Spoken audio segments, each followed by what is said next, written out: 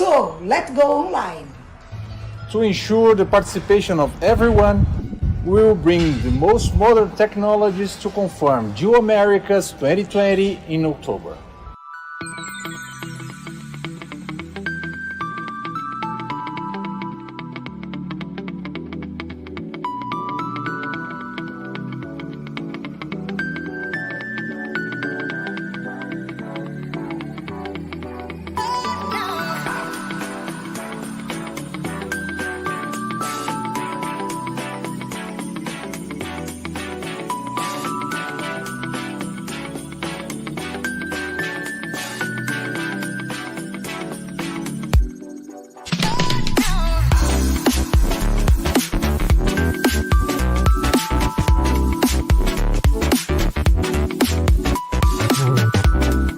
Yes, let's take the opportunity to innovate and create all together the biggest Geoamericas ever.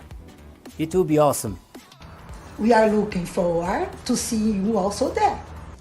Geoamerica's 2020, anywhere and everywhere. Geoamerica's 2020, anywhere and everywhere.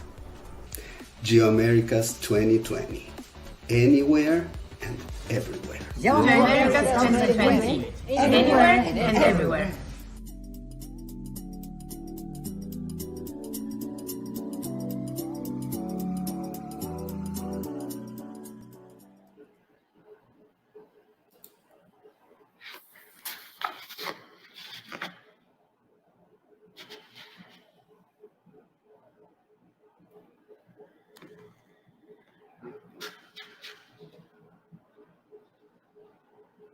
Boa noite a todos. Nós vamos iniciar agora a nossa webinar com o Rafael Jabbour, né, da Vale. Antes de apresentar o Rafael, eu gostaria de lembrar vocês acabaram de ver um vídeo muito bonito do Geoaméricas 2020, Geosynthetic Solution for a Fast Changing World. O Geoaméricas acontecerá online entre os dias 26 a 31 de outubro e receberá participantes de todo o mundo. Já contamos com mais de 400 inscritos. As sessões serão realizadas com interação ao vivo entre apresentadores e participantes. Haverá diversos canais com network entre todos. Tudo isso no conforto da sua casa. 170 artigos aprovados poderão ser apresentados e o Congresso conta com mais de 50 expositores, mais de 40 sessões técnicas e 7 keynote lectures, ministrado por renomados especialistas, além de 4 minicursos para imersão em temas específicos. As inscrições estão com valor muito acessível para todos. Chequem no site do evento. Bom, senhores, para mim, é uma grande honra apresentar o Rafael Jabbour, a quem eu amigavelmente chamo de Jabbour, para proferir a webinar nessa noite. Eu conheci o Jabbour há muitos anos atrás e pude acompanhar muito de perto a sua carreira meteórica na engenharia geotécnica, sendo que ele é hoje, atualmente, uma das figuras mais proeminentes na engenharia geotécnica brasileira. Jabbour é uma daquelas figuras da empresa que não perdeu o contato com a academia, sempre um pé na empresa e outro na academia, apoiando e participando de projetos de pesquisas e de avanços tecnológicos. Eu vou falar um currículo bastante resumido, que não retrata os inúmeros trabalhos que ele vem realizando desde que iniciou a sua vida profissional. Rafael Jabbour Bittar é engenheiro civil e geotécnico formado pela Escola de Minas de Ouro Preto e com mestrado na Universidade Federal de Ouro Preto. Possui mais de 15 anos de experiência na área de geotecnia aplicada à mineração, com MBA em gestão pela Fundação Getúlio Vargas e Fundação Dom Cabral. Em sua carreira, desenvolvida com experiências no Brasil e no exterior, atuou em diversas posições, desde operação, projeto, consultoria, auditoria e, mais recentemente, como executivo ligado à gestão de rejeitos de mineração. Atualmente é o diretor global de geotecnia da Vale. É com muita honra e muito prazer que eu passo a palavra ao Rafael. Boa palestra, Rafael. Eu que agradeço, professora Graça, também, que eu tenho que tenho assim, a proximidade de poder chamá-la também de professora Graça, né? Até eu estou honrado do convite para participar desse evento. Queria agradecer a BMS, o IGS Brasil, a Geotecnia Brasil pelo convite, né? E espero que vocês gostem dessa apresentação de hoje, né? Deixa eu compartilhar minha tela. Vou colocar aqui em modo apresentação. Bem, o que eu separei para apresentar aqui hoje, né, é baseado aí no meu histórico profissional, no que eu pude já participar ao longo da carreira, como a Graça disse, né, apesar de ser uma carreira curta, foi uma carreira bastante intensa, do qual tive a oportunidade de desfrutar bastante e tenho aproveitado. E as bases dessa apresentação, a ideia é ter uma visão da indústria para a indústria, né? São pontos de vista, né, sobre a aplicação de geossintéticos na mineração. Então, o que eu me programei para trazer aqui hoje, né, é uma visão inicial aí da mineração com a geotecnia, né, como que ela conversa, qual a importância da geotecnia para a mineração, né, que acaba diretamente associando, né, a própria questão dos geossintéticos. A gente passar um pouco sobre aplicações usuais e algumas até não usuais, né, de geossintéticos na mineração, falar um pouco aí sobre mina, pilhas, né, pilhas de estéreo, pilhas de rejeito, barragens, né, algumas limitações do uso, algumas oportunidades, passar ao final sobre algumas pesquisas aplicadas e terminar com algumas considerações finais, algumas questões de desafio, mas que vão estar permeando toda a apresentação, né. Aqui alguns pontos, né, sobre a apresentação, ela tem o fim dela, né, uma apresentação, uma visão geral sobre o uso de geossintéticos, né, baseada muito na experiência e opinião pessoal profissional do autor, né, algumas ilustrações aqui são obtidas de sites, de materiais informativos de fornecedores, o qual eu já queria antecipar meus agradecimentos, né, que estão aqui elencados. E a ideia, como eu falei, vai ser uma apresentação bastante didática, bastante ilustrativa. A ideia aqui é não aprofundar em nenhum dos temas, que não é objetivo, né? Eu acho que já tiveram outras palestras que eu tive a oportunidade de assistir, né, nesse mesmo canal, em que houveram discussões muito interessantes, muito aprofundadas sobre o tema, e eu vou me ater aqui a fazer uma apresentação um pouco mais ilustrativa, tá, sobre a aplicação, mas sem fugir dos aspectos técnicos essenciais. Deixa eu colocar meu pointer também, que para facilitar a apresentação. Bem, para começar a falar um pouco sobre a mineração, para aqueles talvez que não estejam tão familiarizados, né? Na mineração a gente tem uma mina, né, que pode ser uma mina subterrânea ou uma mina a céu aberto, né, o material estéreo, né, que é aquele que não tem valor econômico, é depositado em pilhas, né, o minério é transferido a uma usina, é processado com água, né, e esse material é devolvido, né, em barragens de rejeito, então a água é recuperada para a usina num processo de recirculação. Geralmente, né, os rejeitos aí podem ser grossos ou rejeitos finos, depende do processo mineral, às vezes você tem ambos, né? E essa é uma particularidade interessante já de entender um pouco dessas particularidades da formação dos rejeitos. Bem, as barragens ou depósitos de rejeitos, né, eles podem ser convencionais, né, barragens de terra compactada tradicionais, como uma barragem de reservação de água para conter rejeitos. Podem ser pilhas, né, de rejeito, né, formadas por empilhamentos drenados, seja hidraulicamente, seja compactado mecanicamente. Você pode expor o rejeito em forma de pasta, né, espessado, você espessa ele e dispõe ele de forma a ocupar um espaço menor. Você pode dispor e construir a barragem com o próprio rejeito, né, seja ciclonando o rejeito, seja dispondo hidraulicamente e fazendo os alteamentos sucessivos, né? Então, há várias formas de se operar, de se construir, de se dispor rejeito de mineração. Bem, aqui nós temos uma imagem, né, de uma mina, né, de um ambiente de mineração, onde a gente vê aqui os pits, né, as minas, né, que podem ser uma ou várias, os depósitos de estéreo, né, as barragens de rejeito. Geralmente você constrói tudo muito próximo, né, para você ter uma questão logística, né. A ideia aqui é só para ilustrar um ambiente de mineração, né, para a gente poder depois aprofundar nas aplicações de geossintéticos.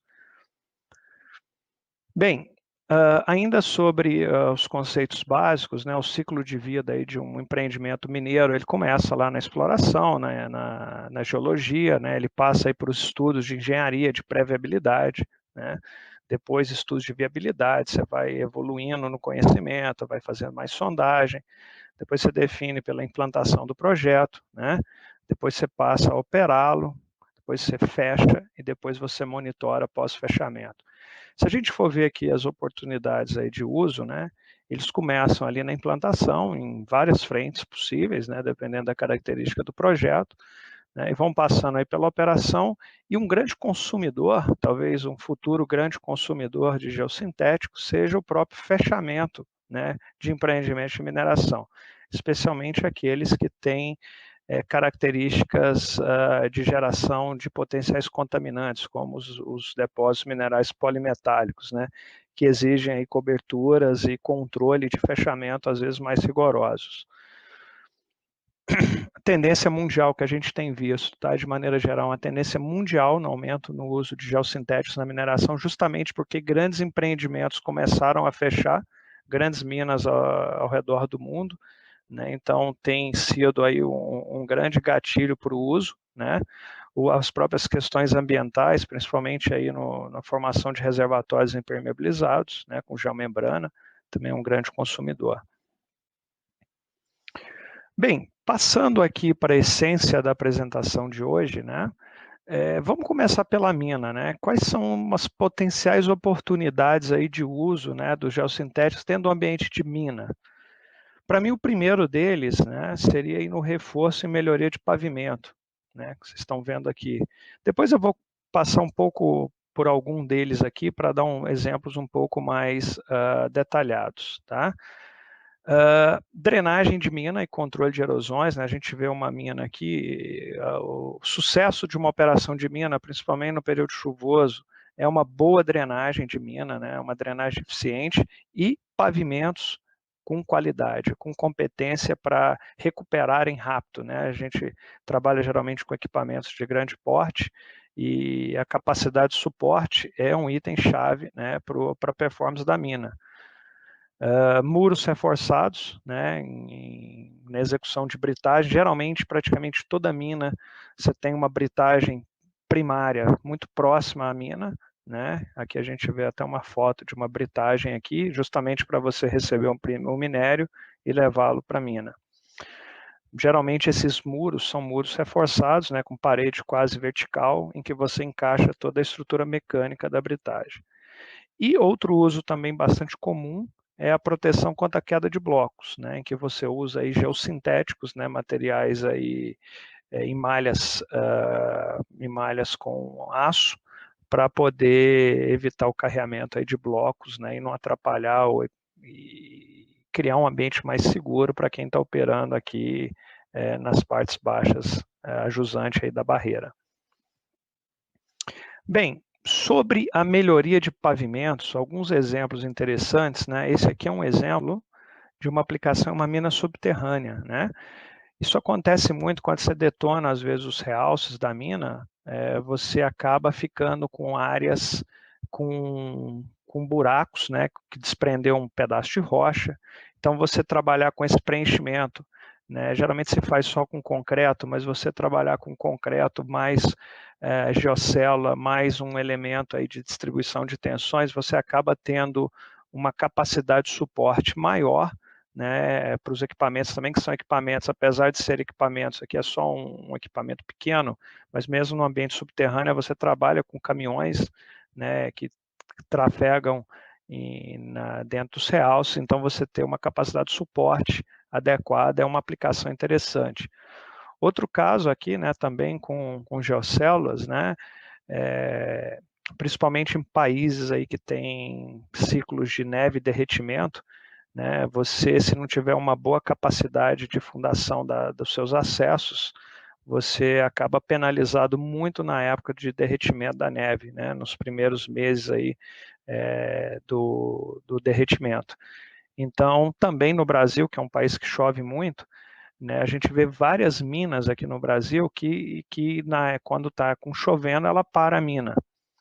Então, eu participei de algumas pesquisas já no passado, exatamente de estudar o uso de geogrelhas e de geotêxteis, né, como elemento de transição na base e subbase, né, dos acessos principais da mina, justamente para você conseguir operar num período mais rápido depois de uma chuva, ou mesmo durante a chuva.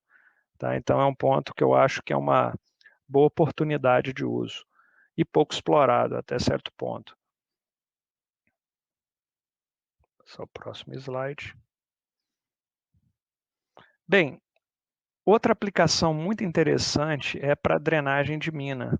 Né? A gente vê em mina, geralmente você faz canais com enrocamento, você faz canais só com a concha da escavadeira, você tem que ter muita manutenção, principalmente para canais definitivos ou semidefinitivos, a opção também de uso, né, de geossintético, como geocélulas, também é muito interessante e eu acho que é uma grande oportunidade de uso. Como eu falei, né, mina não gosta de chuva, e se chove, você não produz. Então, você ter aplicações aí que visem dar maior trafegabilidade, melhor encaminhamento de chuva, são sempre opções muito interessantes e recomendadas, né? Aqui um exemplo de um canal perimetral. Bem, muros reforçados, né, eu já comentei. Aqui é um exemplo de execução de um muro reforçado para encaixe de uma britagem, né? Então são muros aí com geogrelhas, né, com terra armada, em que você consegue, né, ocupar um espaço menor e fazer o encaixe da britagem. Praticamente hoje quase todos os muros são projetados já com solo reforçado, né, justamente pela questão do design mecânico aí das britagens. Então essa para mim já inclusive uma aplicação consolidada dentro da indústria de mineração, né, a execução desses muros, né, inclusive atualmente deve estar sendo executado 2 ou 3 aí que eu conheço, estão sendo executados aí nesse momento com solo reforçado. Bem, passando aqui para a pilha de estéreo, né, o que a gente tem de aplicações possíveis, né? Uma aplicação seria alteamento e reforço, né? Principalmente em áreas que você está estrangulado, você não tem para onde avançar, você trabalhar aí com estruturas com solo reforçado na base, podem te permitir reduzir os offsets da pilha. Então, acredito que seja uma opção muito interessante. Outra, elemento de drenagem interna, né? O uso de geotêxteis, né? para elementos de filtração, de separação, né? na aplicação em pilha de estéreo. Cobertura, né? Para fechamento e liners, né? Isso eu acho que é uma aplicação também consolidada, né? de liner, de cobertura, principalmente para depósitos aí com potencial geração de drenagem ácida, né? A geomembrana pode ser uma opção a ser considerada para fechamento. Elementos de drenagem superficial, também é outro grande problema, né? Pilha de estéreo, se você não cuida bem das drenagens, ela gera erosão, ela gera problema mecânico, ela gera problema estrutural. Então, uma boa drenagem superficial, ainda, principalmente nas bermas já definitivas, né, com o uso de geocélulas, também é uma opção possível. Como eu disse, né, aqui reforços e ampliações, aqui algumas ilustrações que eu consegui de materiais, né, em que ilustram muito bem possibilidades que se podem ter, né, de reduzir os offsets, né, de trabalhar com ângulos mais inclinados, né, para você reduzir o offset, para você ter pilhas aí com maior capacidade, e mesmo para expansões de pilhas de estéreo. Creio que seja uma opção bastante interessante.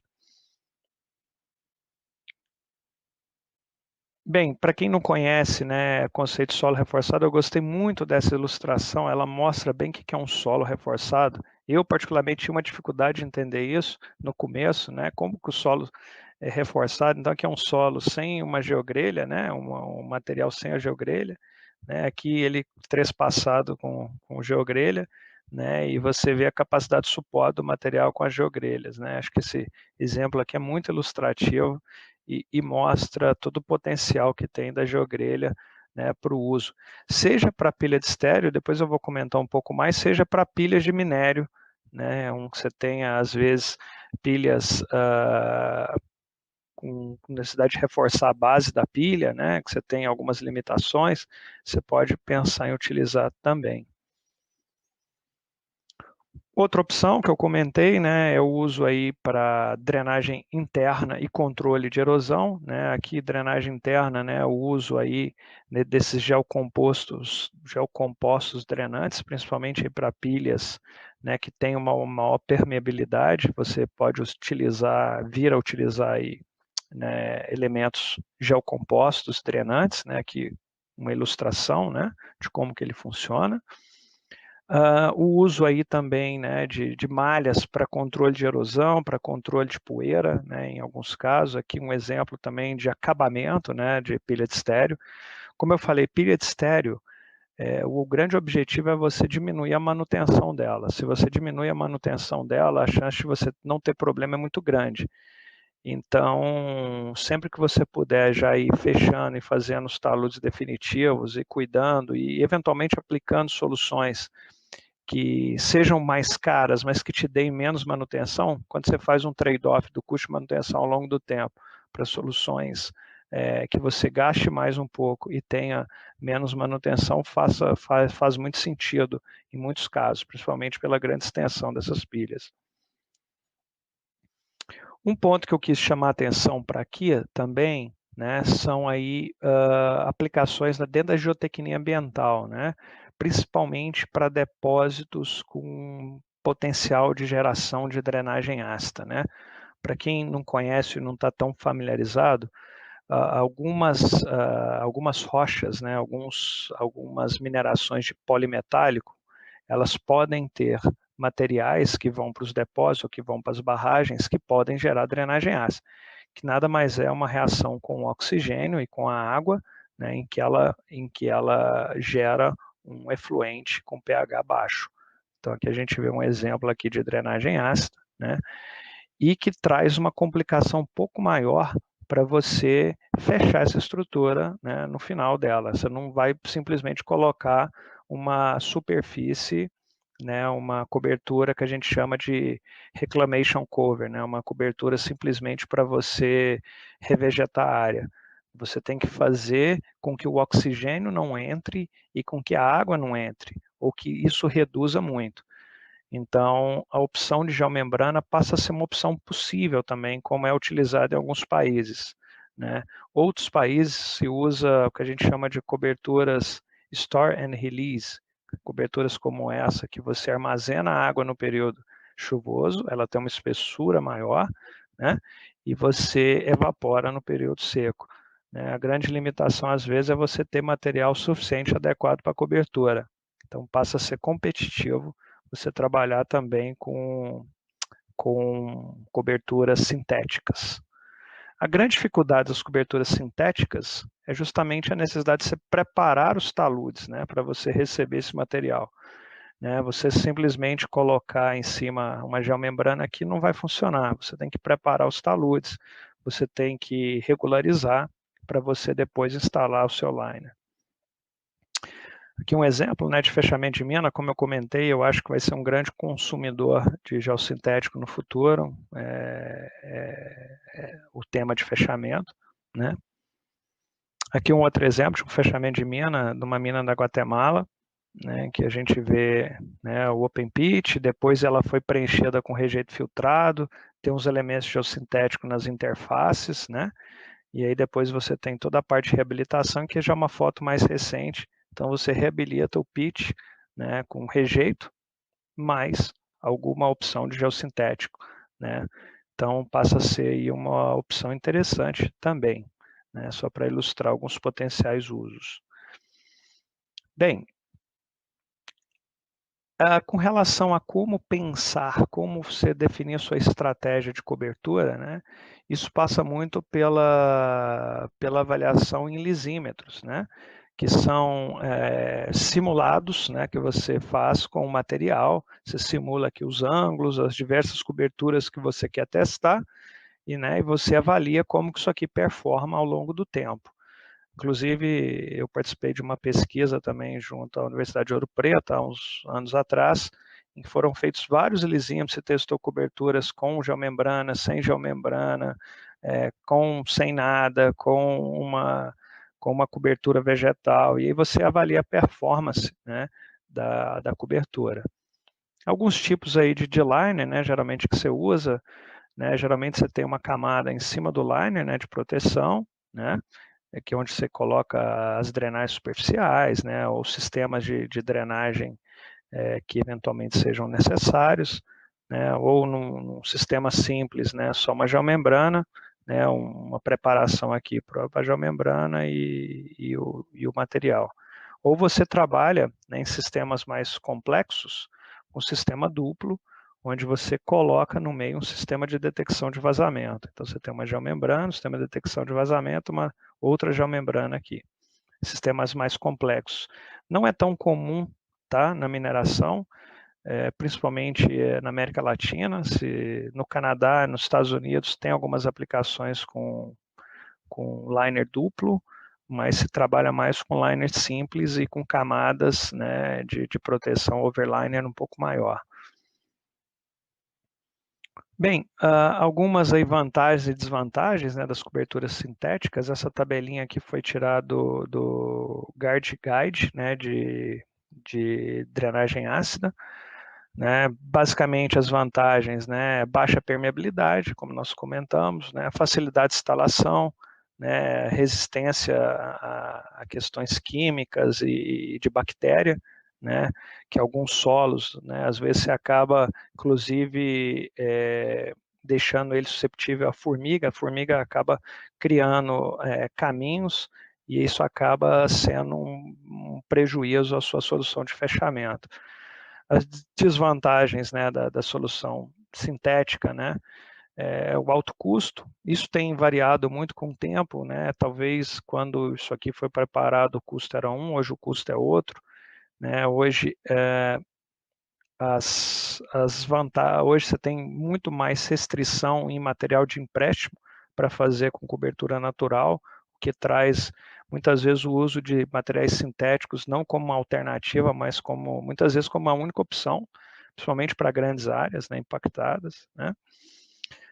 Aqui mais algumas desvantagens, né, aquela questão de você ter que preparar o talude, né, para você implantar, fazer taludes mais abatidos, você ter uma cama, né, para o material ser instalado, questão de algumas vulnerabilidades, como a própria vida útil do material, né, uma questão de ser mais difícil você reabilitar vegetação, a questão ambiental e de recuperação do local, né.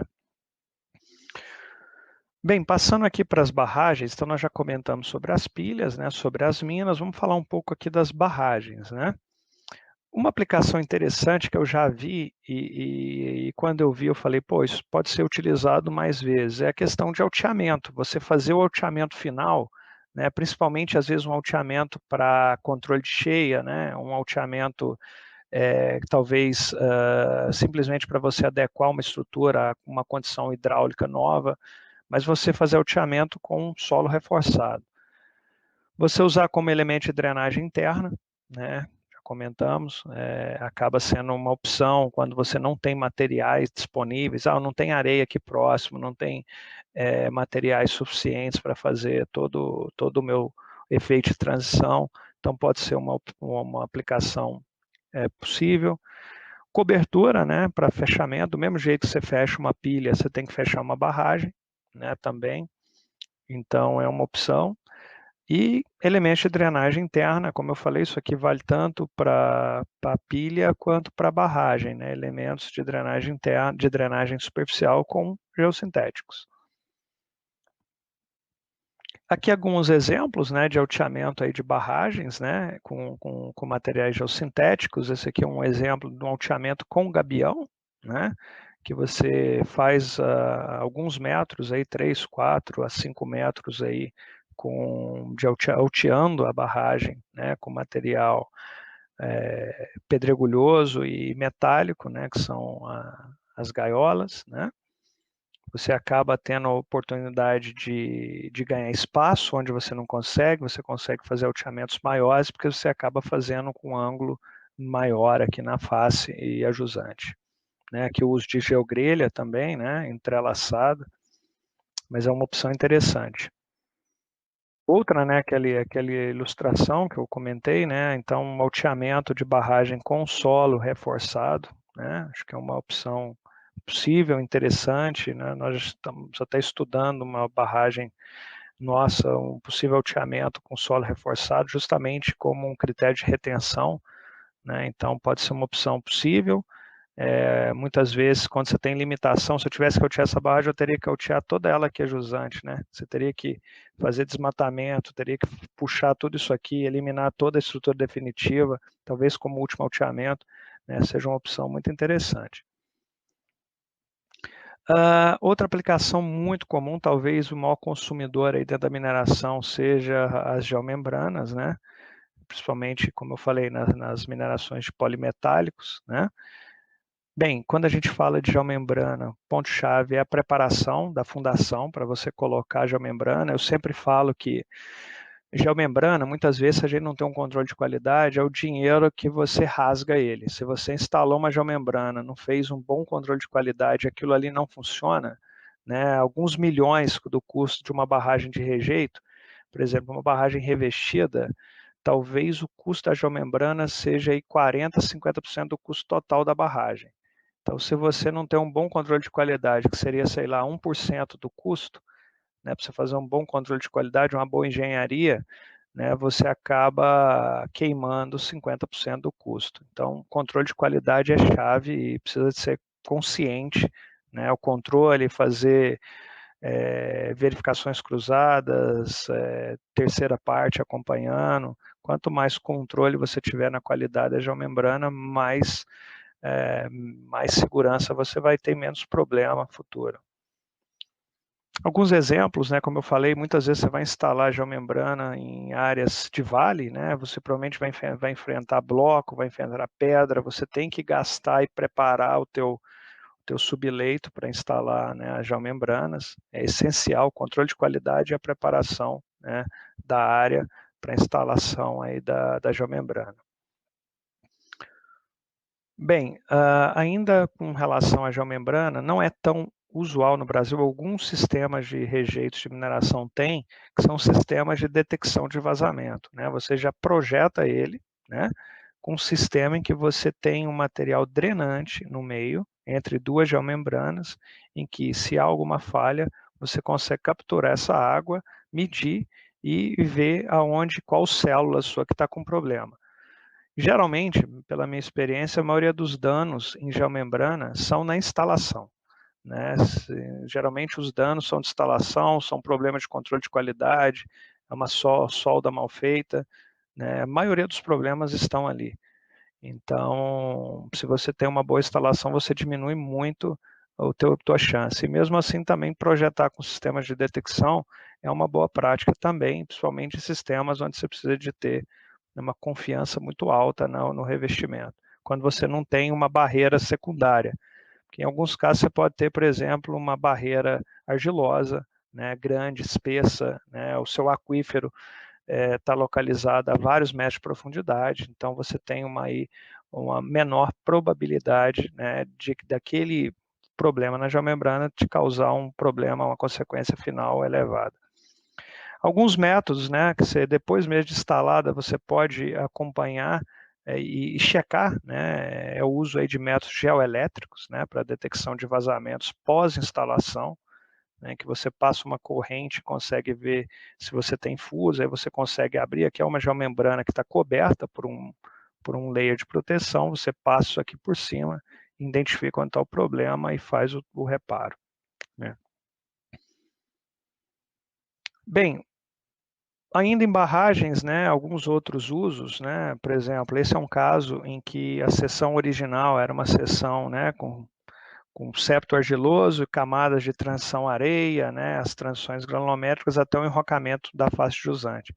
Na dificuldade de conseguir todos esses materiais de transição, né, se optou por usar um geotexto, né, na camada de interface, né, entre o material mais argiloso, né, da barragem e a transição para o enrocamento. Tá? Então é um caso aí típico onde você não tinha o material e teve que usar e fazer todas as suas considerações de projeto. Claro que para essas aplicações, né, você tem que avaliar toda uma análise de risco, né, avaliar eventualmente a necessidade de não fazer isso ou de fazer uma outra alternativa, ou se vai usar isso, né, trabalhar numa faixa granulométrica com menor probabilidade, né, de trabalhar com comatação. Então, é um ponto aí sempre a ser avaliado, fazer toda uma análise de risco da aplicação. Aqui o exemplo aqui já é o talude jusante. Então, aqui você vê toda a sequência, né? E que pega esse perfil aqui, entre solo, geotexto, transição, pedra britada, 2 e rocamento.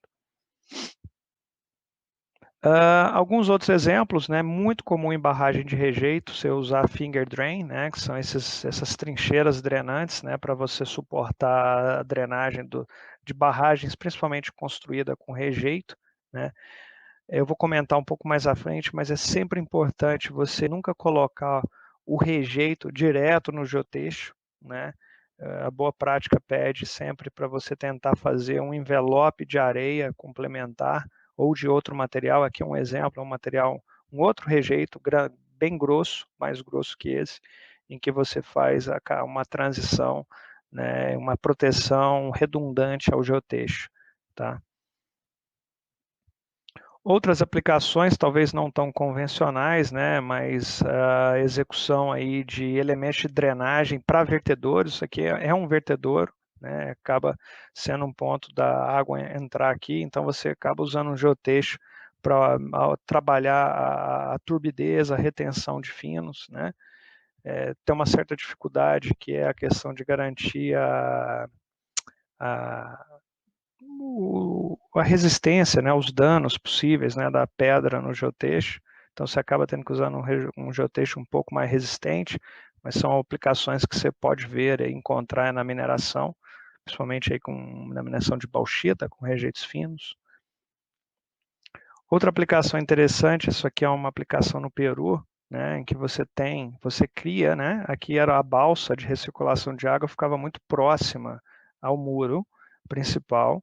Então você faz umas boias com o geotexto para você fazer com que esse material retenha parte dos finos aqui e melhore a clarificação de água para recuperação para a planta.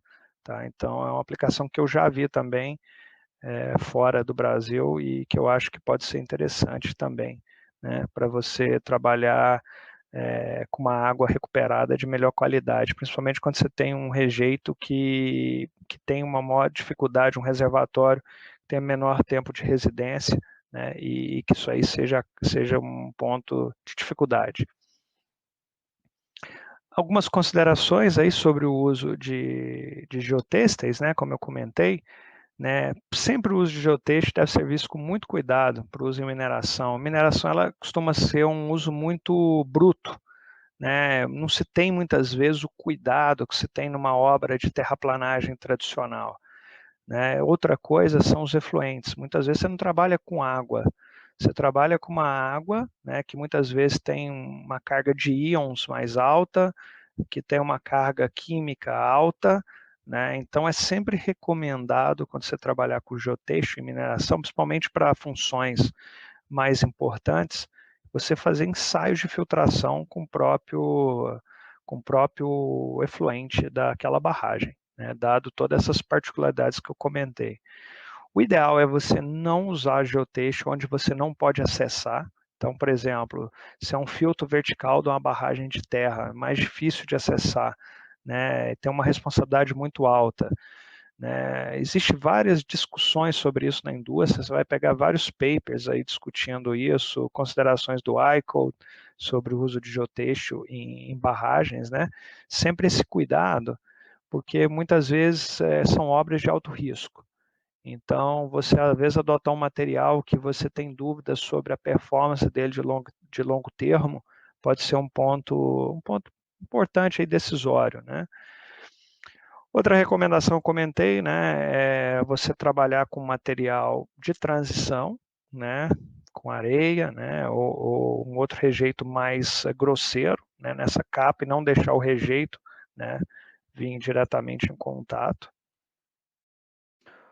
Como eu falei, né, aqui são usos aí dentro da mineração, né, como eu disse, o uso é um pouco mais bruto e muitas vezes não se tem um cuidado necessário. Então, você não tem um cuidado com a trincheira, os efluentes são mais agressivos, né, a chance de uma comatação química, biológica é muito maior, né, num geotêxtil, né, então são sempre pontos de atenção. Mudando aqui um pouco o tema, né, uma grande tendência da indústria hoje de mineração é começar a migrar de disposição de rejeitos em barragens para disposição de rejeitos filtrados. Esse é um dos grandes desafios da indústria, tá? Não é algo ainda, vamos dizer, maduro, mas é algo que vem se estruturando, é uma visão da indústria, não só brasileira, como mundial. E aqui a gente vê uma aplicação, né, de disposição de rejeitos filtrados em um site com um liner, né? Provavelmente com um rejeito que precisa de estar confinado, dado algum aspecto ambiental. Então, é um grande desafio da indústria, vai ser a disposição de rejeitos filtrados. Eu acho que pode ser um grande espaço ainda para avaliações com geossintéticos, seja para melhoria de resistência, seja para elementos de drenagem, seja para reforço, enfim. É um grande campo de pesquisa e de aplicação.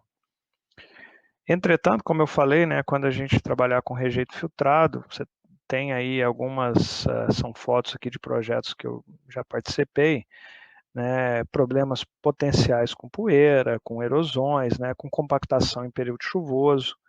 Então, pode ser que os geossintéticos possam ter algumas soluções aí para ajudar nesse desafio da indústria. Aqui outros exemplos, né, de dificuldade, né, principalmente quando você trabalha com liner, com regiões que chovem muito, como aqui, você tem dificuldade de evacuar essa água que vem no próprio rejeito, uma água residual, própria água de chuva. Então, você vai ter grandes desafios aí para trabalhar esse material. Bem, outras aplicações aqui dentro da mineração, tá, pessoal, seria ferrovias, né? Melhoria de fundação em ferrovia, separação, filtração, reforço, né? Ferrovias, o Brasil tem um espaço muito grande para avanço aí, né, do uso de ferrovias. Acho que é um grande campo. Outro é as pilhas de minério, né, seja reforço e drenagem interna. Né, aqui a gente vê um exemplo de uma preparação, né, de uma fundação, que era uma fundação não tão competente, em que você fez um backfill com material mais competente reforçado, para depois vir com uma pilha de minério aqui. Tá? Então é uma aplicação aí interessante. Outras aplicações, aqui no Brasil já tem alguns casos, principalmente em áreas portuárias, né, que você tem aí materiais muito moles, é você trabalhar colunas de brita encamisadas, né, geogrelha, trabalhar isso tudo num sistema único, né, que você tem que trabalhar com deformações pequenas, você tem muitas vezes os equipamentos, né, os stacker reclaimers, né, as máquinas de pátio, que trabalham, né, com deslocamentos mínimos, né, do seu piso, né, dos trilhos. Então, você tem um grande desafio que você tem altas cargas, né, materiais ruins, deslocamentos mínimos. Então, o geossintético ele vem com uma grande possibilidade, como um grande suporte nessas aplicações aí bastante desafiadoras. Pilhas de lixiviação não se usa tanto no Brasil, se usa muito em outros países, né, que são para alguns tipos de minério oxidados, em que você, né, coloca uma percolação de água, né, e recupera o lixiviado, né, esse lixiviado ele tem um teor, e aí você passa ele numa planta e recupera o metal, né. Então, alguns casos no mundo em que você faz as próprias pilhas de lixiviado com solo reforçado, ou só a base em solo reforçado, né, se usa muito a geomembrana, né, para você recuperar o percolado, né, que vem desse gotejamento da solução, né. Outras aplicações interessantes, é uma aplicação que eu vi num catálogo, me chamou muita atenção, né, que são barreiras modulares, né, para proteção imediata em eventos emergenciais, né. Por exemplo, se usa muito em barragem fazer diques internos, para você desviar ou para reter uma parte de rejeito, ou para direcionar o rejeito para um braço, principalmente em barragens muito grandes, né. Então, você fazer aplicações desse tipo, com montagem rápida, com preenchimento com o próprio rejeito, chamou bastante atenção. Eu não conhecia e quando vi me chamou a atenção que pode ser uma aplicação aí interessante. Outras aplicações, essa é uma aplicação que tem muito potencial, eu resolvi até destacá-la um pouco, que é a disposição de rejeitos em tubos geossintéticos. A gente vê alguns casos já no mundo, né, de aplicação, de colocação de rejeito dentro dessas bolsas, né. É um processo bastante eficiente. Eu vou discorrer um pouco sobre isso, inclusive sobre algumas pesquisas que vêm sendo feitas, inclusive muitas delas lideradas pela própria professora Graça, né, das quais eu tive a oportunidade de participar em algumas. Eu acho isso aqui com um grande potencial, né, para a mineração, né, que seria o uso, talvez não para solução integral, mas para soluções pontuais dentro da mineração, para disposição de parte fina do rejeito. Então, você tem, por exemplo, uma quantidade muito grande de rejeitos para ser depositada, um mix de grosso e fino. Se você separa o fino e coloca em bags e fica com o grosso, o empilhamento de grossos não é algo tão complicado, mas o grosso com fino fica complicado. Então, você pensa, às vezes, soluções integradas, entender, ter uma visão holística do processo, integrando soluções com geração de rejeito, podem ser opções interessantes. Aqui algumas pesquisas, tá? Eu tirei isso aqui exatamente da palestra da professora Graça em 2019, do Georreforços, né? Algumas aí pesquisas aplicadas de geossintéticos em mineração, tá? Algumas aqui que eu conheço, porque eu participei de algumas, né? Outras não, mas eu tive a oportunidade de ler, de pesquisar, né? Avaliação aí de sistema de drenagem com geossintéticos, né? Para diminuição da umidade do minério de ferro em Carajás, uma pesquisa, inclusive, com os elementos de drenagem dentro dos vagões. De fato, a umidade em Carajás é um grande desafio, e eu acho que é uma boa oportunidade. Estudos da resistência de interface entre rejeito e geomembrana, nós vimos lá, principalmente num futuro de disposição de rejeitos filtrados em casos com geomembrana, a resistência de interface é ponto-chave. Então, já existe pesquisa sobre isso, como fazer, quais os resultados obtidos, que são bastante interessantes. A avaliação da resistência de geomembranas envelhecidas em laboratório e exumadas, né, em barragem de rejeito de mineração de ouro, né, você avaliar, né, a questão de vida útil desses materiais, conseguir estimar, né, a durabilidade, que é sempre um ponto de questionamento, principalmente em soluções de fechamento. Avaliação de uso de tubo geotêxtil, como eu comentei, desaguamento, empilhamento, né? Uma pesquisa que já foi feita, essa disposição com tubos geossintéticos em geossintético não tecido, ele também foi feito já, no caso na Samarca. Eu vou mostrar algumas fotos que são bastante interessantes, tiradas dessa apresentação da Graça. Avaliação do comportamento do enchimento de tubos geotêxteis, né, com rejeito, e aqui estão algumas pesquisas ligadas a tubo geotêxtil, que eu queria passar rapidamente em alguns resultados só para compartilhamento com vocês, e que corroboram um pouco dessa visão do grande potencial aí dos geotubos, né, dentro da disposição de rejeito de mineração otimizada, vamos dizer assim, não como uma solução para 100% dos problemas.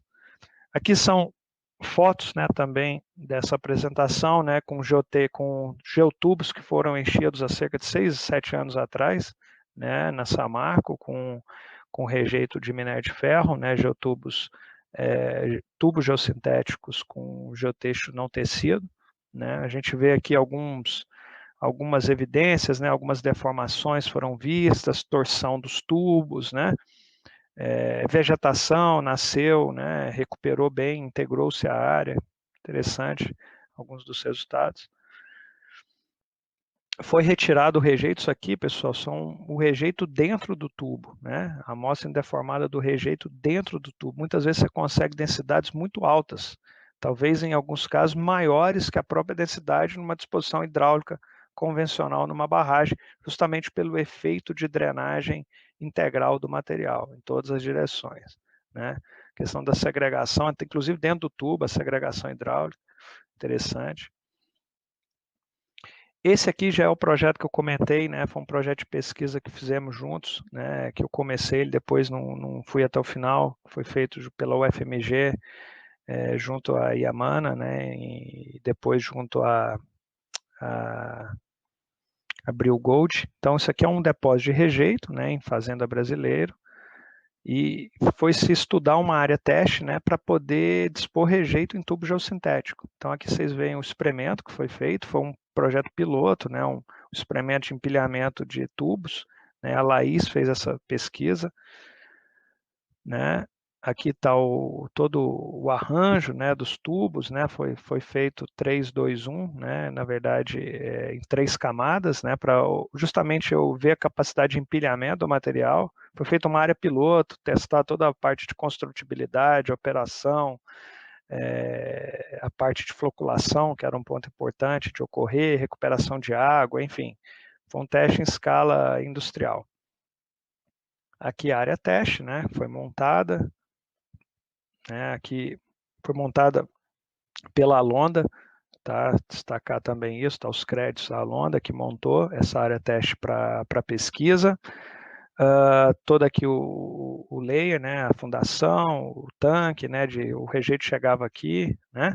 Aqui são os resultados que são fantásticos. Eu já tinha visto isso em outras pesquisas, né, mas você sai de uma porcentagem de sólidos de 40 e pouco por cento, 45, 48%, e em menos de 24 horas você atinge 75% de sólidos no material estocado, né. Então você tem um ganho de porcentagem de sólidos muito rápida, né, que para mim é fantástico isso aqui quando você pensa em disposição de rejeitos, né, em disposição de rejeitos em polpa para um rejeito espessado, né. Depois, de fato, esse ganho aqui, ele vai variar de rejeito a rejeito e ele, de fato, é um pouco menos expressivo. Mas o que a gente vê, independente dos rejeitos, é um ganho muito rápido de porcentagem de sólidos em curto espaço de tempo.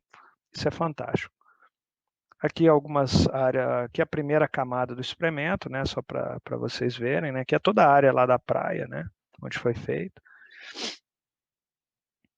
Aqui, né, o empilhamento de rejeito em alguma sequência, enchendo aqui a segunda camada, né, foi colocado um rejeito aqui entre os bags justamente para reduzir um pouco essa ocupação e a tensão aqui na base, né. Então aqui está a vista de perfil, a vista do experimento, né? São esses experimentos que eu acho que começam a dar muita visibilidade, começam a trazer a confiabilidade que necessita, né, para uma solução como essa. Eu vou comentar mais ao final. A indústria de mineração, ela é reconhecidamente uma indústria conservadora. Então, ela trabalha muito no tem que ver para funcionar, eu tenho que ver funcionando para eu comprar, para eu acreditar. Então, eu acho que esse experimento ele foi fantástico, porque ele mostrou um resultado real, né, de uma aplicação, né, e que você consegue otimizar espaço, ocupar os bags com uma segurança enorme, porque ele deságua muito rápido. Inclusive, isso tem sido objeto de várias pesquisas da Graça e dos alunos dela, então os méritos aqui, os créditos são todos deles, eu só estou apresentando porque eu acredito muito nessa linha de pesquisa. Então aqui se a gente vê, né, modelagens numéricas, comparação de modelos numéricos, analíticos, né, para simular e para trazer um pouco mais de ciência, né, para a deposição de rejeitos em tubos geossintéticos. Então existem essas linhas de pesquisa, né, algumas já concluídas, outras ainda em desenvolvimento, né. aqui as conclusões aí dessas frentes de modelagem que eu comentei. Né? Tanto a modelagem numérica foram capazes de representar o comportamento, né? A forma varia conforme aumenta a pressão, as tensões aumentam conforme aumenta a pressão de enchimento. A modelagem é mais representativa, né, numérica, é melhor, mais representativa que os métodos analíticos. Essa modelagem ela é complexa, né, já se imaginava isso, né? Poucos são os softwares, né, para representar o geotexto, essa perda de eficiência que muitas vezes ocorre com o próprio enchimento, ele enche um ciclo, ele vai ter uma perda de eficiência, essa representatividade não é simples, o próprio comportamento mecânico dele, né? O elemento de membrana é mais representativo, né? Os fatores de segurança, né, do tubo, da modelagem, indicaram uma condição segura conforme o que foi visto em campo, né? Aqui o tubo, né? Então, a última etapa da pesquisa, né, que a própria Graça apresentou no georreforço, ela tem esse caráter de exumação. Então, foi feita a exumação do experimento para ver como é que o rejeito ficou lá dentro, né? Então, foi feito um programa experimental para caracterizar as amostras, né? Então, você vê aqui, olha que interessante, como que o rejeito ficou dentro do bag, né? Muito parecido com aquele rejeito que nós vimos lá da Samarco. Esse aqui já é um geotexto tecido, né? Então, você vê aqui o material numa densidade muito alta, material bastante drenado, né? Se não me engano, 2 anos depois do experimento. Né? Aqui já os materiais do segundo nível, né? Bloco indeformado. Né? O rejeito aqui que tinha sido usado nos vazios, né? Então, a gente vê todo esse trabalho aí, uma pesquisa extremamente interessante, retirada do geotexto, né? Para fazer a parte da exumação do geotexto. E os resultados aí mostraram aí peso específico aí da ordem de 1,5, 1,6, que é muito maior que os que você normalmente encontra, né, no material sedimentado, tradicionalmente em barragens. Eu acho que é um grande ponto. Umidades baixas, né? Aqui os detalhes, né, dos materiais.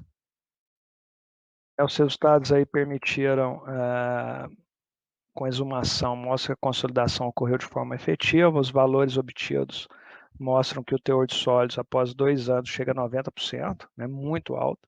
A resistência do geotexto mostrou-se excelente, né, mesmo em condições críticas. Lá é uma região que tem uma insolação, uma exposição a raio UV muito alta, né? Inclusive o rejeito é um rejeito com cianeto, mesmo com condições críticas, né? O comportamento foi excelente, né? A estrutura apresentou inalterada no período, né? As próximas etapas, né, conduzir para a viabilidade desse tipo de alternativa para a disposição de rejeitos finos. É tentar agora criar uma solução para isso com engenharia como uma alternativa. Como eu falei, eu acho que tem muito potencial. A gente está começando alguns testes também em operações nossas agora com isso, numa escala um pouco maior que essa pesquisa, justamente para a gente ver se a gente ganha mais confiabilidade, se a gente ganha capacidade de eventualmente migrar para uma solução de deposição de rejeito. Considerações finais aqui da minha apresentação, meu último slide, até para eu cumprir meu horário. Há um substancial aumento, tá, no consumo de serviços ligados à geotecnia dentro da mineração. Acho que não precisa de eu vir aqui falar, né? Quem trabalha com geotecnia tem visto isso. Os últimos anos tem aumentado, eu diria até assustadoramente, né, o consumo de geotecnia, inclusive da gente se questionar se a gente tem capacidade de atender tudo que tem em termos de engenharia, de concepção, de soluções, de conseguir engenheirar essas soluções que não são tão simples, né? Em paralelo, né, se a geotecnia está crescendo, o geossintético vai crescer junto, vai estar andando junto, né? São mercados que vão andar juntos, né? Então, isso inclusive é uma tendência que tende a continuar, tá, para os próximos anos, né? Não vejo o cenário de geotecnia reduzindo nos próximos anos. O maior uso de geossintéticos depende, tá, do maior entendimento do seu uso em relação aos ativos de mineração. Eu sempre digo o seguinte, para você ter uma solução, você tem que entender o todo. Não adianta você ser o expert em geossintético e não entender do ativo de mineração. Então, você não consegue estabelecer uma comunicação. Então, isso talvez tenha sido uma das grandes barreiras aí, e talvez é uma barreira existente ainda, tá? Você ter essa visão holística, né, da mineração.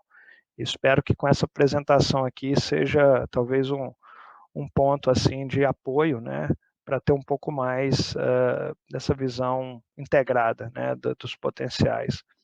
Há grande potencial de uso, né, como eu comentei, né, para mim a realização dessas pesquisas, como essas que eu citei, é um caminho muito, muito interessante para você aproximar, né, as soluções com geossintético dos projetistas, né, das empresas de mineração. E o principal desafio, talvez, o maior de todos, é garantir, né, a toda essa integridade, a qualidade na implantação de soluções com geossintese dentro desse ambiente da mineração, que é um ambiente, né, como eu comentei, um pouco mais bruto, um pouco mais rápido, dinâmico, né? Então são aí desafios que estão aí para o setor. Bem, pessoal, era isso que eu tinha para apresentar, professora Graça. Mais uma vez agradeço o convite, agradeço a apresentação e estou à disposição aí para dúvidas, para contribuições e discussões. Vamos agradecer, então, uma excelente palestra, né? Uma aula do Jabur. Muito obrigada, Jabur. Eu acho que todos estão se sentindo hoje sabendo mais sobre mineração, né? E também sobre geossintéticos, né? Dois temas importantes aí. E nós vamos passar agora para algumas perguntas, que tem perguntas bastante interessantes aqui, que foram feitas. Então, nós vamos passar para essas perguntas aqui, Jabur. Eu fiz uma listinha. Vamos ver aqui. Vamos começar do começo. O Odivan Ferreira.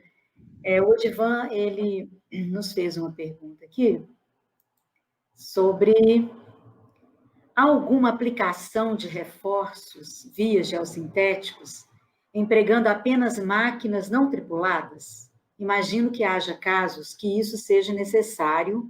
E qual a sua experiência nisso? Olha, esse é um bom ponto. Inclusive, professora Graça, muito das soluções de descaracterização que vão se iniciar para as barragens em risco mais alto, elas passam pelo uso de equipamentos não tripulados, né? Você fazer com equipamento remoto. E pode ser necessário, eventualmente, o uso de geossintético. Talvez seja um grande complicador, porque muitas vezes você precisa da pessoa estar lá, de espalhar o material, né, espalhar uma geogrelha ou um geotexto. Então, talvez haja um limitador, porque em alguns casos você, de fato, precisa da presença humana, né? Um equipamento não tripulado para fazer uma aplicação de geossintético talvez seja mais complicado, né? Mas o que a gente tem visto é que a engenharia tem começado a trazer soluções para tudo. A gente tem visto aí algumas aplicações com pessoas aí penduradas em cordas, com corda de vida para descer lá, fazer sondagem em cima de barragem, todo aparamentado, sem estar exposto. Então, assim, pode ser, não conheço, não vi ainda, tá? Mas é um desafio que vai se apresentar sim. Ok. Tem uma outra pergunta aqui, Jabur, do Antônio Zamuner. Quantas empresas você conhece no Brasil que utilizam geossintéticos para reforço de pavimentos? Para reforço de pavimentos, olha, dentro da mineração eu conheço pouquíssimas, talvez umas duas que eu sei que usam em acessos principais, não em áreas em toda a mina, mas em alguns acessos principais fazem uso de geossintético, talvez umas duas no máximo. Tá? Por isso que eu acho que tem uma grande oportunidade. Talvez como mostrar, ver, olha, me dá seu problema que eu te dou uma potencial solução. Vamos fazer uma área experimental. Na outra empresa que eu trabalhei, nós fizemos uma área experimental grande, vimos os resultados no período chuvoso e compensou demais. Você trabalhar reduzindo de 2 dias para você operar no mesmo dia, o que isso gerava de economia, pagava o geossintético aí para a vida inteira. Você gerava uma semana aí de produção. Nossa. Então tem muito potencial. Tem uma pergunta interessante aqui da David Ternot. é para uma cava exaurida que vai ser usada como depósito de rejeito contaminante, qual seria a melhor opção para tratamento superficial com geossintético desses taludes verticais para evitar a contaminação do lençol freático? Detalhe, a geomembrana pode rasgar e a profundidade é 35 metros. Olha, é uma boa pergunta. Numa resposta rápida, eu pensaria numa solução dobrada, talvez com GCL mais geomembrana, né, que se adapta melhor fazendo essa primeira base, né, e eu pensaria numa solução como essa. Como é uma opção, como é uma solução com risco ambiental, você sempre trabalhar com redundâncias, não com um único camada de defesa, então com camadas duplas ou triplas de defesa. GCL / geomembrana, sistemas compostos. Uma outra pergunta, Rafael, do Silvio Palma. Ele te pergunta se você considera o uso dos GCLs como barreira de fluxo, substituindo camadas de argila compactada na impermeabilização. Sim, eu acho que é uma ótima opção. Muitas vezes não se faz, porque no Brasil se tem muita argila, mas fora do Brasil se usa muito o GCL, se usa, às vezes a solução principal é o GCL em sistemas de revestimento, porque você não tem a vantagem que nós temos aqui dos solos tropicais, né? Camadas de intemperismo muito, muito grandes, e aí você acaba tendo solo para compactar e acaba não sendo econômico você usar o GCL, tá? Mas se usa muito. Eu acho que numa cenário aí de restrição de materiais, ou mesmo como uma opção complementar, o GCL é uma opção sim. Gosto muito. Tem uma pergunta também interessante aqui do Ronaldo Guimarães Pandoja. Ele te pergunta que, em termos de fechamento de barragens de rejeito, levando em consideração o critério do abandono, o uso de geossintéticos sem estruturas de drenos e filtros é recomendado ou não? Então, não. Né? Você usar geossintéticos em elementos de drenagem, principalmente é o que eu comentei, né? Depende da responsabilidade. Se for locais acessíveis, eventualmente você pode colocar. Se for locais não acessíveis, né? Principalmente para algumas aplicações em que você pode ter interferência entre o fluido com o geotexto, né? O ideal é você não usar materiais dessa natureza, e sim materiais naturais, em que você tenha aí, que você tenha maior histórico de performance. O grande dilema que a gente vive na aplicação de geossintético nesse tipo de obra é o famosa performance, histórico de performance. Então, quando você vai projetar e não tem um histórico de performance, você vai falar que aquilo é uma solução de 50, 100, 200 anos, longo prazo, abandono, né, você fica sem critérios para utilizar. Por isso que eu digo que pode ser que sim, né, mas dado que você não tem esse histórico de performance, a adoção de soluções mais usuais é recomendada.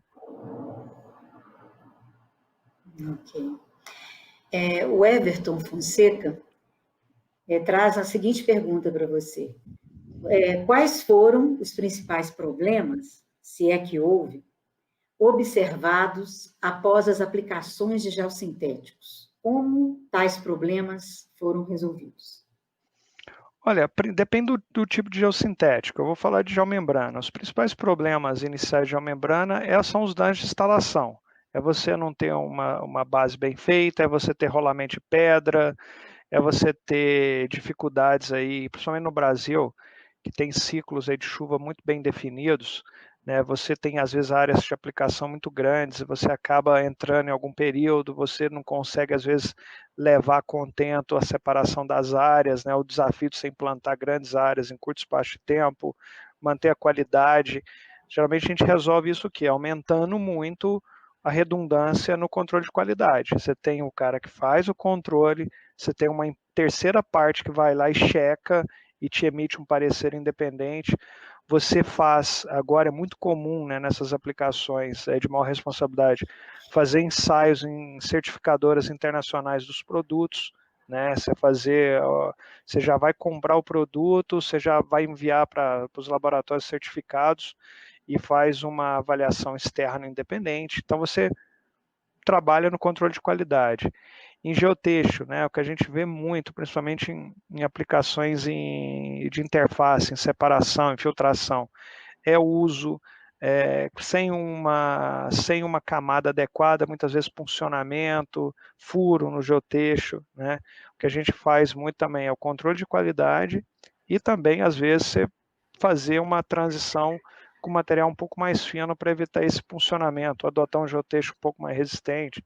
Enfim, cada geotexto aí tem um desafio, mas se eu puder dar uma resposta única, talvez a grande sacada seja o seu controle de qualidade. Você trabalhar com redundâncias no controle de qualidade. Ter uma governança robusta, né, para você garantir que o que você está recebendo vai performar como você está desejando. Bom, agora uma pergunta do César Botelho, da Norsan, lá da Bahia, né? Nosso colega. O César, ele traz para você a seguinte pergunta, Rafael. Por que tantas divergências nos projetos para o sistema de revestimento das barragens de rejeito, sendo simples, duplo composto, considerando a segurança estrutural e ambiental? Esse é um bom ponto. De fato, se você fizer os projetos com 2 projetos diferentes, você vai ter 2 projetos de revestimento completamente diferentes, né? Não se tem, muitas vezes, tá, Graça? Os projetistas que projetam sistemas de revestimento não são projetistas de revestimento. Eles são, às vezes, áreas de geotecnia que trabalham em várias interfaces, mas não conhecem daquele produto. Eles não conhecem, muitas vezes, das particularidades daquele sistema. Se eu puder dar um conselho, sempre que for projetar um sistema de revestimento, trabalhar com quem conhece de sistema de revestimento, né? Por que isso não ocorre tanto na área de resíduo sólido industrial? Porque quem trabalha com resíduo sólido industrial é do ramo, ele faz só aquilo, ele conhece da dinâmica daquilo e ele projeta com aquilo. Em mineração, se tem alguns paradigmas, né?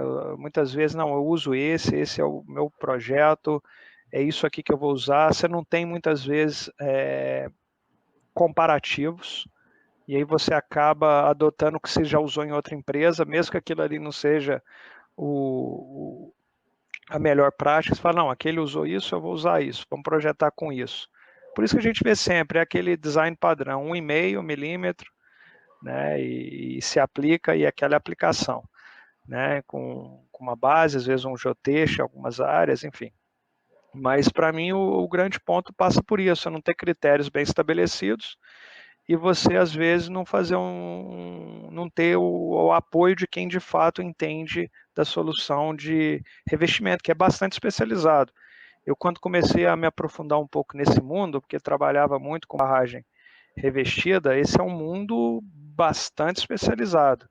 Quando eu comecei a ver e pesquisar, eu não sabia que era aquilo. Eu falei, pô, é tanta particularidade, desde a composição do material, a quantidade de cada elemento, os testes que são feitos, a representatividade, os critérios de projeto daquilo, o ângulo de interface, né? Você tem na literatura ou você vai ensaiar o material, né?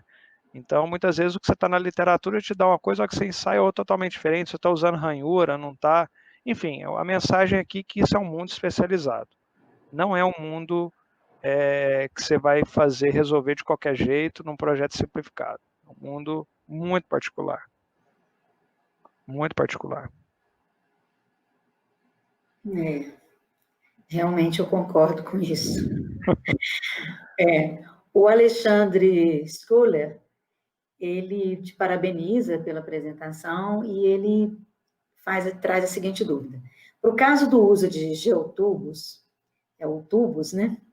Geotubos, ou geoformas, entendo que o sucesso da solução esteja muito associado ao estudo e dosagem de reagentes, além do tipo do geotexto, tecido ou não tecido. Ele pede um comentário. Olha, isso é um ponto interessantíssimo, né? Até a professora Graça até sabe mais que isso. Estou quase te devolvendo para você responder, viu, Graça? Mas já que eu que sou o convidado aqui, eu vou responder. Mas depende muito do critério do que você quer, daquela solução, né? Muitas vezes, com uma aplicação de YouTube, você quer uma água com 20 NTU de qualidade no efluente final. Você vai ter que usar um reagente, você vai ter que dosar muito reagente, você vai ter que controlar aquilo, e aquilo ali vai ser um elemento crítico do seu projeto. Se você tem uma aplicação menos rigorosa, em que você pode ter, eventualmente, uma passagem de algum fino numa água mais turva, provavelmente você vai usar um floculante no nível mínimo, aquilo não vai ser um condicionante total do seu projeto, seja de custo, seja de operação, e aquilo ali vai te trazer uma solução dentro do que você espera. Então, o floculante, para mim, ele tem um papel muito importante, principalmente em rejeitos muito finos, porque ele, à medida que ele aglomera, ele acelera o processo de desaguamento. Você vê com um processo com floculante e sem, né, a eficiência é muito diferente. O que muda é justamente esse ajuste fino. Por exemplo, essa aplicação que eu mostrei dessa pesquisa, se você está fazendo um empilhamento em cima de uma barragem de rejeito que tem um reservatório para acumular água, você não precisa de garantir que o efluente vai sair lá com 20 NTU. Se você tiver um efluente lá com 200 NTU, com 300 NTU, com 1000 NTU, ele não é um caminho crítico. O caminho crítico é você ter tempo de enchimento e de desaguamento do seu circuito de tubo. Para mim, o grande lance disso tudo, Alexandre, é a operacionalização do sistema. Eu não duvido da eficiência, da capacidade de gerar resultado. Para mim, o grande ponto aqui é, para a escala da mineração, você trabalha com vazões muito grandes, quando você compara uma disposição, que é botar um tubo e jogar numa barragem de rejeito, com um tubo que você vai ter que fazer um monte de flange, que você vai ter que fazer mangote, controlar a pressão, botar dentro de um tubo de geotexto, fazer aquele negócio, acompanhar, flocular, você começa a ver um monte de dificuldade e aquilo ali começa a ser barreiras para o sucesso da sua aplicação. Então, a operacionalização é chave. A questão da floculação está muito ligada ao que você quer gerar de efluente final. Ok.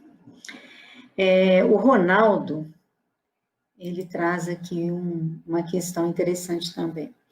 Ele diz assim, Rafael, nós exumamos uma geomembrana de 14 anos para soldar em outra, em uma expansão do depósito de rejeitos, e ela estava conservada. E tivemos sucesso com a aderência. Então, é um comentário. Eu imagino sim também. Eu imagino, principalmente se for uma geomembrana de PAD, né, que ela costuma ter uma vida útil maior, né, quando exposta a raios ultravioleta. Pelo menos nas pesquisas que a gente tem visto, né, 14 anos é um tempo pequeno aí de exposição para uma geomembrana, para você perder eficiência, perder espessura, perder capacidade de performance. Então, não me surpreenderia em ver o sucesso nisso, tá? Esses resultados, inclusive, das pesquisas com durabilidade, nossa, né, Rafael? Você me pediu que desse continuidade, e a Jacobina, 7 anos, né? 7 o ensaio anos. durou 7 anos. E o material muito trabalhando normalmente, sem nenhum problema, né? Isso é interessante falar. Isso aí.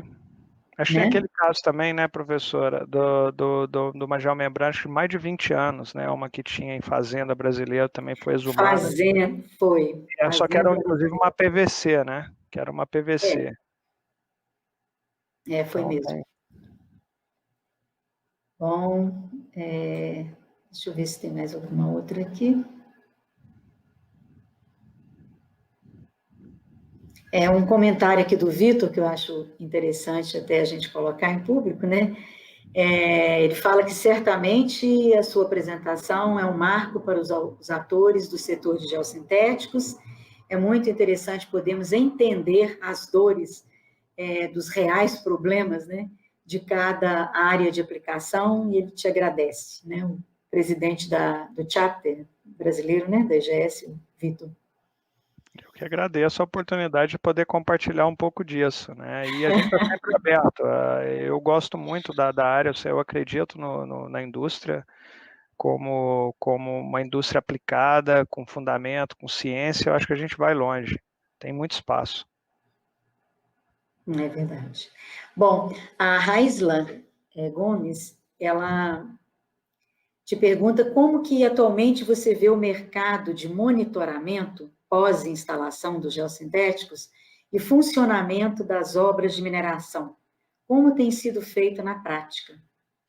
Olha, Graça, de maneira geral, essa é uma área que tem avançado muito o monitoramento, né? Hoje a gente vê uma tendência muito grande para monitoramentos automatizados, para monitoramentos em redundância, com equipamentos aí super sofisticados, seja com, por exemplo, inspeções com drones de alta resolução, que você consegue cobrir áreas gigantes aí com drones de alta resolução, drones com câmera térmica, que você consegue, inclusive, ver potenciais problemas em instalações aí de geomembrana, por exemplo, né? Então, assim, tem muita tecnologia, eu acho que tem muito espaço ainda para avançar, pensando em geossintético, tá? Mas pensando em mineração como um todo, a área de monitoramento talvez seja uma das que mais evoluiu nos últimos 5 anos, com sistemas hoje muito mais inteligentes, claro, não dispensa o uso do ser humano no julgamento, muitas vezes em ter sistemas redundantes manuais, mas tem encaminhado muito por uma linha de aquisição real-time, com tratamentos em centros de monitoramento, com integração de dados, enfim, tem avançado muito, muito mesmo.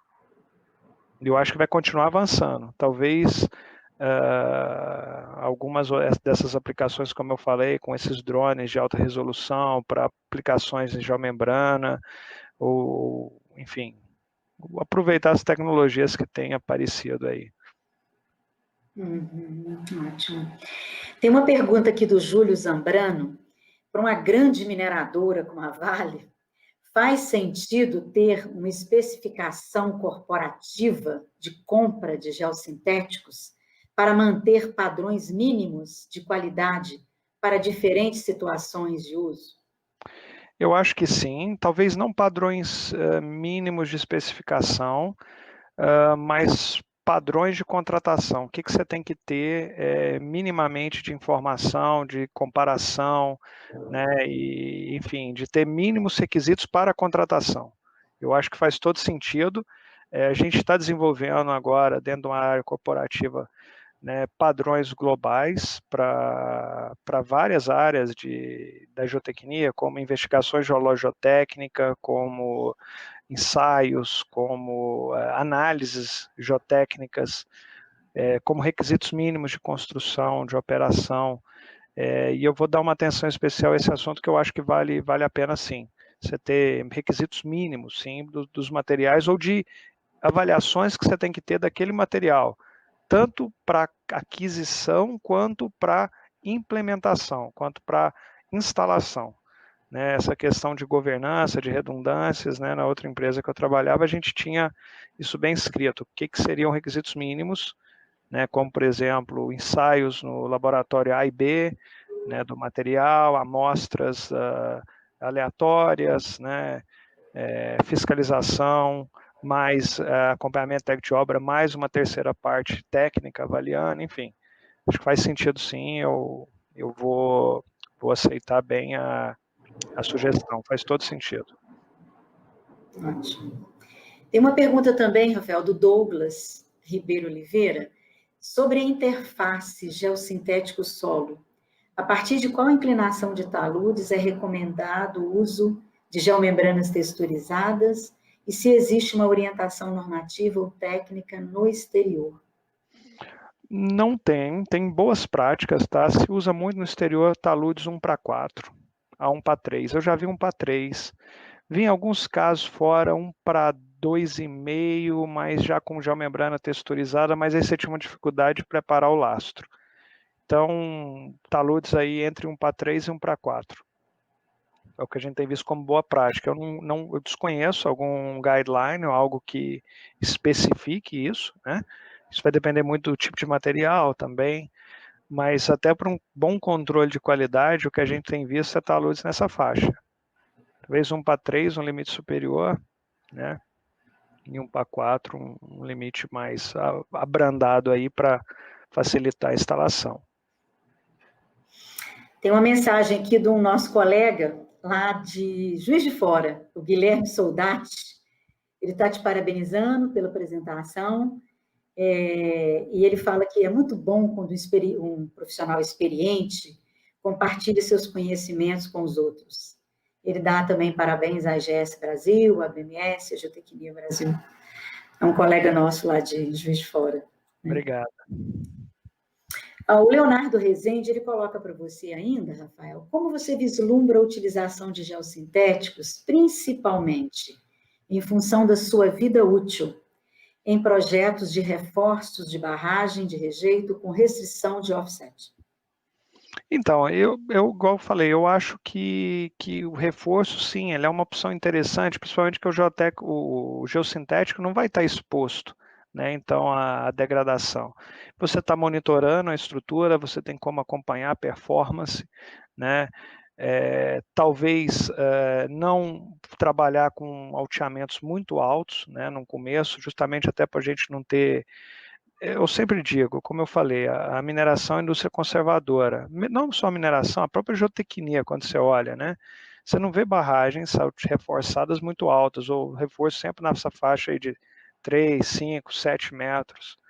Então, eu não vejo problema, tá? Eu vejo como uma oportunidade interessante de uso, dado que ele não vai estar exposto, ele vai estar confinado, ele vai estar com as suas propriedades mecânicas ali mantidas, né?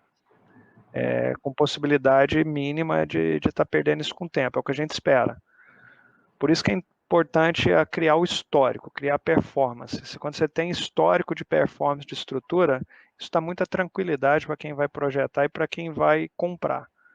Então, para mim, o que a gente tem que criar é um caminho, e aí talvez valha a pena até as universidades e até as empresas olharem o banco de dados de obras que já foram executadas, criar um histórico de performance e usar isso para o futuro. Quando você vê algo que está performando, pega esses casos aí históricos, seja no Brasil, seja fora, de barragens alteadas com solo reforçado, trazer e mostrar, olha, essa baixa há X anos, o monitoramento mostra isso, as deformações esperadas eram essas, estão ocorrendo tal qual esperado. Enfim, isso vai trazer muita tranquilidade para o uso. Com certeza.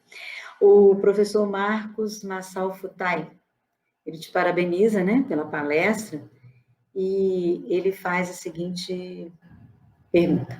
A substituição de barragem de rejeitos por pilhas gigantes vai mudar o que conhecemos. Você acha que poderemos usar pilhas reforçadas no futuro?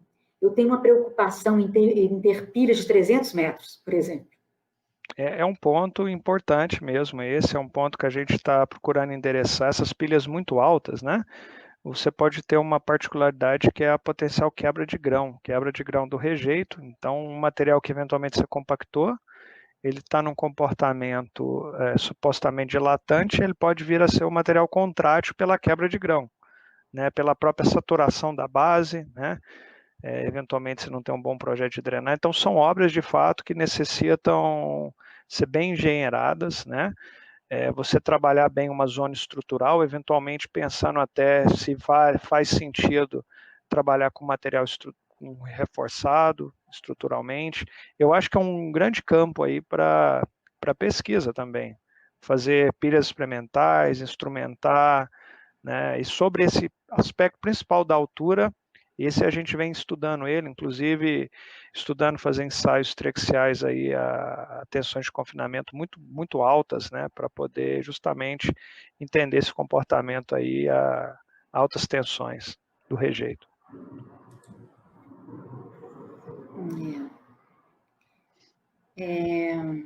Tem uma outra pergunta aqui da Érica, viu, Rafael?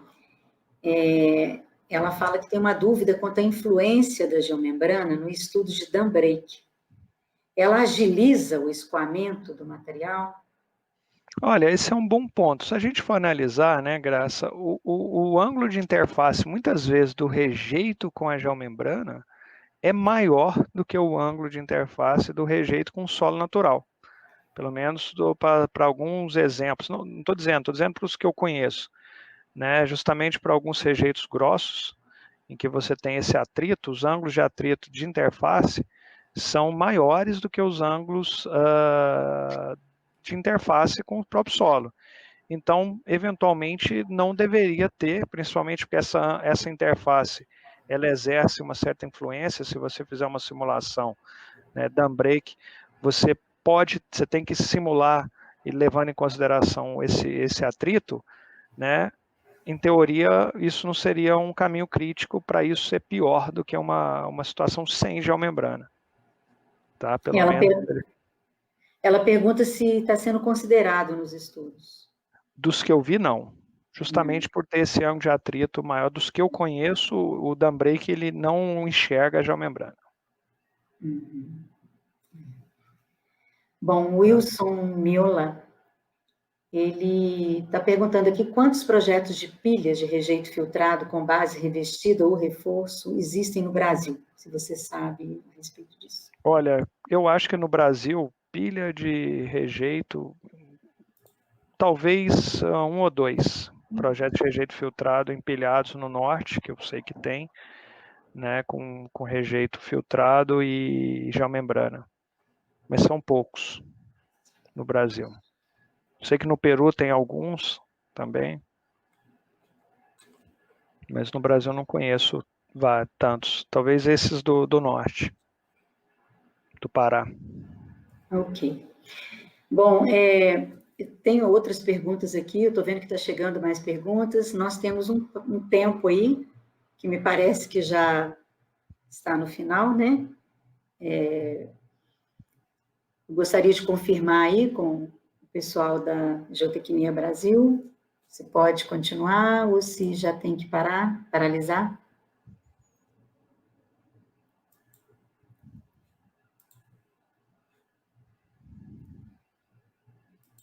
Eu acabei de ver aqui no chat, tem tempo. Vamos lá, vamos mais algumas perguntas então, aí. Vamos lá. Mas você está bem disposto, né? Tranquilo. Então, vamos lá. Bom, então, projetos de pilhas. Tem uma da Indiara, nossa colega Indiara Guiuni. A Indiara está perguntando aqui, onde está aplicada a geomembrana de PVC que está em vida de serviço há 20 anos em fazenda brasileira? Tá no... agora de cabeça eu não lembro. Eu não lembro. Talvez no Lago 3 ou no Lago 2. Agora eu não lembro. Eu também não estou me recordando. Não lembro de cabeça. Não lembro. Qual que era? Essa é uma pesquisa sua, né, Graça? Aí você tem que depois passa para ela, né? Ver lá onde é que ela estava localizada. É porque nós exumamos 5, né? Foram 5 barramentos lá, né? Não lembro também mais qual que era. E foram em partes que não estão preenchidas com rejeito. Então é importante também. Não foram geomembranas que estavam debaixo do rejeito, foram geomembranas que ficaram expostas. Então tem essa particularidade também, né? Não dá para fazer uma correlação direta justamente com o que ficou lá por vários anos debaixo do rejeito, não tem como saber. É verdade. Bom, eu vou aproveitar que dei uma paradinha aqui nas perguntas, Rafael. Eu gostaria de levantar com você uma questão. Quando eu comecei na mineração, né, com geossintéticos, era muito difícil a gente falar de geossintéticos, né, em termos de barragem de uma forma geral e em barragens de mineração, rejeito de uma forma geral também, ou na mineração como um todo, era mais difícil ainda. Justamente porque a maioria dos consultores,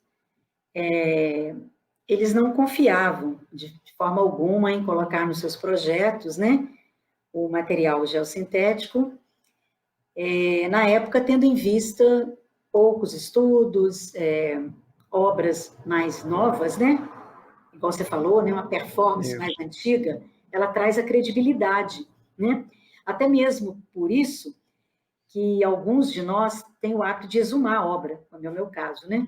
Porque a obra, ela guarda o histórico com ela e a gente acaba acessando, né? Esse histórico numa exumação, como foi feito, você mostrou muito bem aí na Samarco. Eu sou muito curiosa de saber, assim, nesses tempos atuais que nós estamos vivendo, onde o geossintético acabou entrando na mineração, aliás, por incrível que pareça, foi a mineração que deu o boom maior, né, dos geossintéticos. São muitos problemas geotécnicos que ela precisa resolver com urgência, né? E ela apostou, né, de uma forma que a gente até não esperava da área. Mas aí como que está isso hoje, assim, sabe? Como que os consultores estão lidando? Se já é muito mais aceito, já é muito, os projetos já estão inserindo, né, com muito mais facilidade. Em Olha, grandes Graça, obras. olha, eu acho que talvez não tenha uma resposta única para isso. Porque quando a gente fala em mineração, a gente pode pensar em unidades, né? Quando você fala em barragens de rejeito, eu acho que a barragem de rejeito ela vive um momento muito sensível, né? Dado os últimos acontecidos. Talvez esse momento de sensibilidade ele seja vamos dizer, um elemento, uma barreira para tudo e para todos, né? No sentido de ir para o lado, pisar num lado mais conservador, né? Não querer pisar num lado que possa ter uma incerteza no momento desse, né? No momento que eu chamo de crise, é onde você pisa no que é mais seguro. Mas se a gente pensar a mineração como o resto, eu acho que ela vê hoje o geossintético uma grande oportunidade. Talvez ela não tenha sido educada ainda com algum dos potenciais, como eu falei.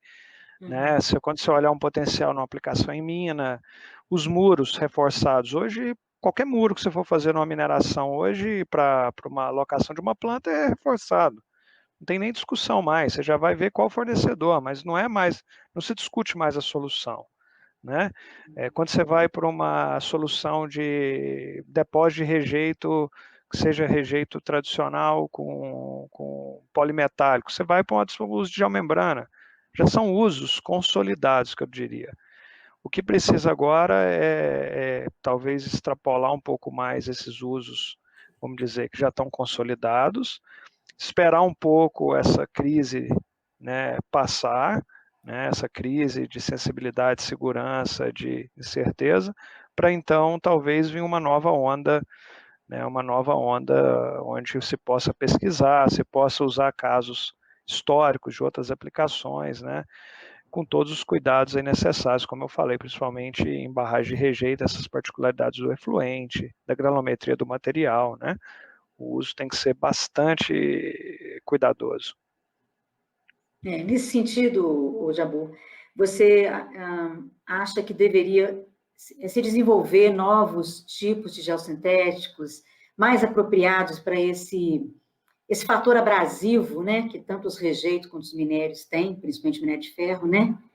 Você acha que seria aconselhável, sabe, as empresas pensarem em novos materiais, novas tecnologias, de um material mais resistente, talvez? Talvez sim, eu até acho, Graça, que no primeiro momento é focar talvez na solução, e dentro da solução você aperfeiçoar para materiais mais resistentes. Talvez ele tenha que passar por essa maturidade, igual eu falei, é um campo em evolução, né? Talvez você continuar consolidando essas soluções, como veio o muro, que é um exemplo clássico, como veio a geomembrana, você consolidar outras aplicações, né? Como uma potencial tubo geotêxtil, né? Para alguma disposição específica, talvez para minas com pequena produção, né, que você possa fazer. Tem muitas minas de produção de 1.000 toneladas a dia, 2.000 toneladas a dia. Talvez uma solução dessa, será que você vai partir para uma solução tradicional de barragem ou você pode fazer uma solução próxima de onde você vai trabalhar, confinada, uma solução mista, estéreo mais tubo geossintético, onde você põe estéreo por fora, tubo geossintético no meio, envelopando o rejeito. Enfim, essa visão holística que eu falei, que é o pulo do gato, é você integrar geossintético com geotecnia aplicada à mineração. Entender essas essa visão holística dos dois lados. Ok. Eu acho que é isso, né? Nós temos que te agradecer imensamente por essa belíssima apresentação, uma aula mesmo para todos nós, né? E esperar contar com mais vezes lives e webinários suas, trazer para nós essas novidades todas que você trouxe aí hoje, né, de obras, tanto aqui no Brasil quanto no exterior. Viu, Jabu? Foi muita honra para nós e prazer. Foi eu que agradeço, Graça. Sempre um prazer estar aqui com você, com os demais, né? Eu particularmente prefiro presencial, né? Mas dado desse novo normal, talvez a gente faça isso muito mais que os próprios eventos presenciais. E pode contar comigo sempre que precisar. É um maior prazer em mostrar, claro, sem aprofundar. Reforço de novo, eu não sou especialista em geossintético, tá? Não trabalho, ultimamente eu tenho 8 anos que eu trabalho numa área muito mais executiva, mas nunca perdi a história técnica. Então, trazer um pouco dessa visão e levar para vocês, que são os especialistas, né, os problemas, para que vocês nos tragam aí as soluções. Essa é a mensagem final que eu queria deixar. Muito obrigada, Rafael. Obrigada a todos, né, que nos assistiram hoje aí, que estavam na palestra. A IGS, particularmente, agradece a todos vocês, viu? Obrigada. Obrigado. Até logo.